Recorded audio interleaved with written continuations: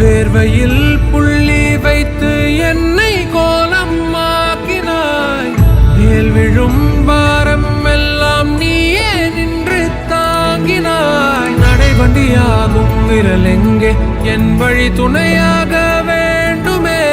அரவணைப்பாகும் குரல் எங்கே, அதை மீண்டும் கேட்கத் தோன்றுமே.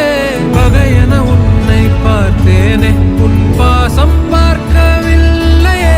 சிதையினில் வீழும் வரை நானும் உன் நிழலில் வாழும் பிள்ளையே.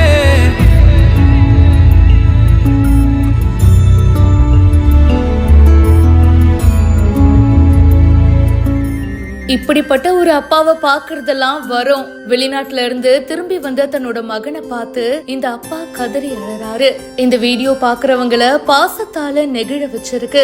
இந்த உலகத்துல அப்பா அம்மா மாதிரி நம்மள வேற யாராலையும் நேசிக்கவே முடியாதுங்க. சோ எப்பவுமே பாத்தீங்கன்னா அம்மா தான் ரொம்ப எக்ஸ்பிரசிவா இருப்பாங்க அப்படின்னு நம்ம கேள்விப்பட்டிருப்போம். நம்ம வீட்லயும் மோஸ்ட்லி அப்படிதான் இருப்பாங்க. ஆனா இந்த அப்பாக்கள் இருக்காங்க பாருங்க, சந்தோஷமோ சோகமோ அதை வெளியில காட்டவே மாட்டாங்க. மூஞ்சியை எப்பவும் ஒரே மாதிரி வச்சுப்பாங்க. ஆனா இந்த அப்பா பாருங்க, மகனை பார்த்ததும் உடைஞ்சு போயிடுறாரு.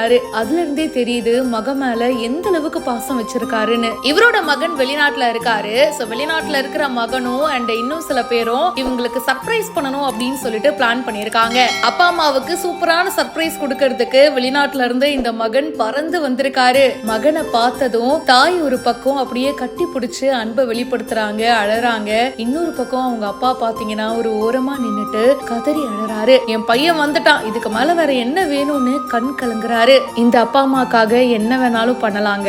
ஒரு சின்ன குழந்தை மாதிரி அந்த அப்பா மாறிட்டாரு. பாசத்தால இந்த வீடியோ நம்மளையே கட்டி போட்டுடுச்சு அப்படின்னு தாங்க சொல்லணும். மோனிஷ் மணிராஜ் அப்படின்றவரு இந்த வீடியோவை போஸ்ட் பண்ணிருக்காரு. இத பத்தி உங்களுடைய கருத்துக்களை சொல்லுங்க. உங்க அப்பா அம்மா உங்களுக்கு எவ்வளவு ஸ்பெஷல், மறக்காம ஷேர் பண்ணுங்க.